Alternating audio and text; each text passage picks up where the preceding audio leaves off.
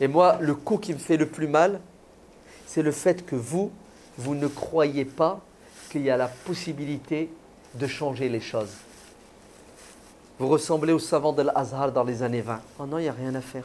C'est pas possible. D'ailleurs, j'ai écouté une conférence de Imran Hussein, il a dit que l'Antéchrist, il était là.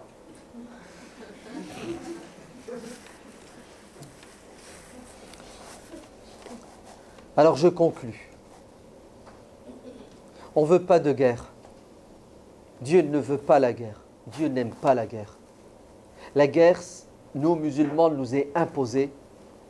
Et notre religion nous a dit, combattez ceux qui vous combattent. Ceux qui ne vous combattent pas, ne les combattez pas. Et Hassan al-Banna nous a dit, soyez comme un palmier. Les gens prennent des pierres et ils jettent la pierre sur les dattes pour qu'elles tombent. Vous avez vu le palmier, il reçoit des pierres et il envoie des dattes. Les gens ne savent pas qui vous êtes. On leur a fait peur, on leur a mis dans la tête que vous étiez des monstres. Allez vers les gens et offrez-leur des dattes. Vous allez gagner leur cœur. De deux choses l'une ou l'autre. Soit la personne elle devient musulmane, tant mieux pour elle, tant mieux pour toi. Tout le bien qu'elle fera, ça sera grâce à toi et ça sera pour lui. Ou soit elle ne devient pas musulmane et elle a le droit de ne pas l'être. Et à ce moment-là, vous savez ce qui va se passer? Comme elle vous connaît, vous la connaissez, vous n'avez plus peur. Vous allez découvrir qu'elle a des qualités, vous avez des qualités. Et vous allez découvrir que ce que vous avez de commun est plus important que ce que vous avez de différent. Et comme vous habitez dans le même bateau, vous allez tous les deux protéger le bateau et améliorer le bateau dans lequel vous êtes. C'est pour ça, vous allez rentrer demain en France et vous allez être fiers de rentrer chez vous. Vous allez être content de rentrer chez vous parce que vous allez retrouver les gens que vous aimez bien et vous allez retrouver votre pays et aimer votre pays comme le prophète aimait la Mecque. Bien que la Mecque était hostile et a combattu le prophète n'a jamais détesté la Mecque.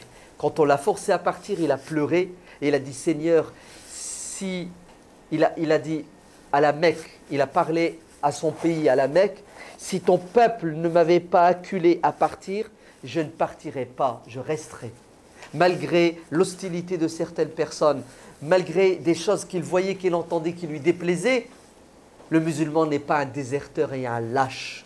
Le musulman, il reste là où il est et il améliore le milieu dans lequel il est. Parce que nous avons une mission, c'est d'adorer Dieu. Et l'adoration de Dieu, vous savez c'est quoi? C'est de combattre notre ego qui nous pousse à l'égoïsme. Si on pense qu'on est bien et que notre manière de penser, elle est bonne, alors nous devons l'offrir aux autres. Et non pas vivre en marge, vivre en autarcie, rejeter et condamner. Attention, attention à ceux qui allument le feu de la guerre.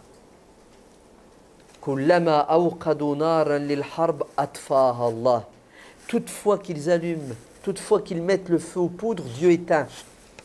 Vous êtes l'eau que Dieu utilise pour éteindre le feu qu'allument des gens derrière les coulisses.